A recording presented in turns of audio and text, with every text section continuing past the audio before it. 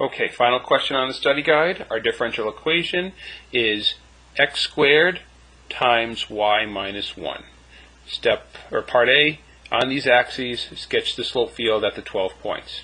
Okay, well, we have x, we have y, we have dy dx. Okay, now the first thing that sticks out is that whenever x is equal to 0, it doesn't matter what y is, because no matter, we're always going to have 0 times a number, which will be 0. So when x is 0, the slope will be 0. X is 0, that's another way of saying the y-axis. So we've got 0 slopes in those 4 points. Okay. We also know that if y is 1, well, 1 minus 1 is 0. So if y is 1, it doesn't matter what x is, we're also going to have slopes of 0. Y equals 1 is the horizontal line, 1 unit up from the x-axis. So we have horizontal slopes here as well. By placing those 0 slopes, you would earn 1 point on the exam. Now we have the other 6 points to go. So let's start down here. This is the point over 1 up 0. So x is 1 and y is 0. If x is 1 and y is 0, we have 1 times negative 1. So the slope is negative 1. There it is. We can go to this point when x is negative 1 and y is 0. All right. If we have this case, we have negative 1 being squared, which makes it positive 1, times 0 minus 1. So we have 1 times negative 1. This is also negative 1. Okay. Now we can move to these points up here. This is the point over 1 up 2, over 1 up 2. X is 1, y is 2, 2 minus 1 is 1. Our slope is 1. And in fact, when x is at this point right here, negative 1, 2, the same thing is going to happen. Negative 1 squared is 1, 2 minus 1 is 1, 1 times 1 is 1. We're going to have the exact same slope at that point. Finally, up when when y is 3, so x is 1, y is 3. Let's extend that down a little bit more. There we go. So 1 squared, and then 3 minus 1. 3 minus 1 is 2, times 1 is 2. So that is going to be a steeper slope. And then we have negative 1, 3, which again, like before, is going to produce the exact same slope because of the square. Negative 1 squared is 1, 3 minus 1 is 2, 1 times 2 is 2. So we also have that slope of 2 right there. There's your slope field. 1 point for doing the 0 slopes, 1 point for having the positives where they are and the negatives where they are. Then we come to part B. Let me scroll up a little bit, just a touch. Okay, so I still have my slope field in view. While the slope field in part A is drawn at only 12 points, it's defined at every point. Okay, if we're given that, we now have to describe all the points in the xy plane for which the slopes are positive. Well, we had negative slopes right here. We had negative slopes right here.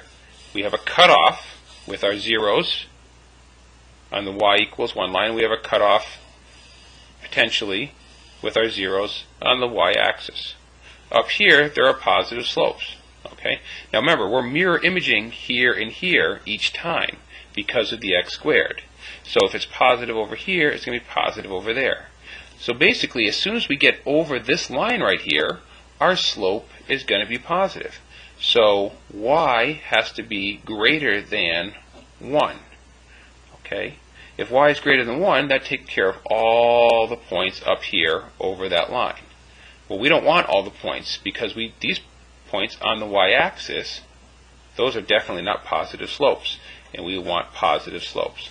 So y has to be greater than 1, and x cannot be 0. If these two conditions are met, then we're going to have a positive slope. If you came up with that, you got a point. All right, now it's time to find the actual solution based off of this initial condition. So I'm going to write my dy dx again. dy dx is equal to x squared times y minus 1. Okay, so I got to get the y over to the left and the dx over to the right. I got to separate the variables. That's step 1, and we can do so by dividing. All right, when we do that, we have dy over y minus 1 is equal to x squared dx. Okay, this is not quite, well actually this is ready to be anti-derived. We've got the antiderivative here and here. Now the antiderivative of dy over y minus 1, this is going to be a natural log. We know that because our denominator is raised to the first power. It's not written, but it's there. So that means natural log. We have to be careful here. Y minus 1, what's the derivative of y minus 1? Because this is technically ugly. The derivative of y minus 1 is just going to be dy. So we don't have to make any additions to our numerator. We don't need a negative sign up here. We don't need a 2 up here and a 1/2 out front. We are good to go. The antiderivative of this is the natural log of the absolute value of y minus 1. Over on the right side, nice easy antiderivative, x cubed over 3 plus c. Now steps 2 and step 3 are done. Okay, so at this point, we're going to use our initial condition. When x is 0, y is 3. And by doing so, we can solve for c. So I'm going to go up here. I'm going to plug in 3 for y, so I have 3 minus 1, which is 2. And I'm going to plug in 0 for x. So I have 0 plus c. So we can quickly see that c is equal to the natural log of 2. Now that we have this value, we can plug in. So we have the natural log of the absolute value of y minus 1 is equal to x cubed over 3 plus the natural log of 2. Okay, at this point we have to get y by itself, which means we have to eliminate the natural log. This is our final step. We have to raise both sides of the equation up into the exponent of e. Alright, that's going to eliminate most of the stuff over here on the left side of the equation.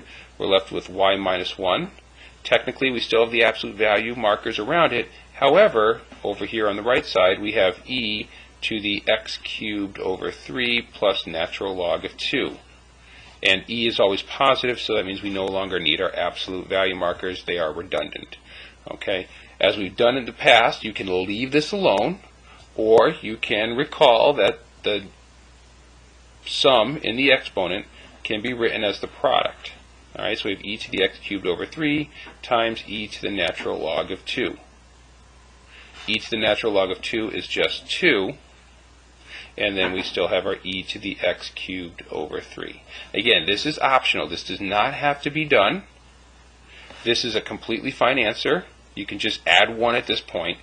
So in other words, what I'm saying is that you can have just y equals e to the x cubed over 3 plus natural log of 2 up in the exponent, and then plus 1 down in the base level, and you would be 100% correct.